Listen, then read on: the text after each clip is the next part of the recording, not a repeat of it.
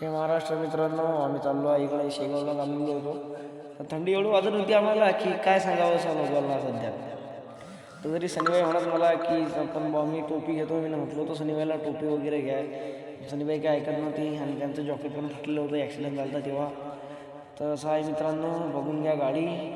आमच्या मागून एवढ्या फास्ट फास्ट गाड्या जात आहेत की खूप थंडी वाजत आहे आम्हाला.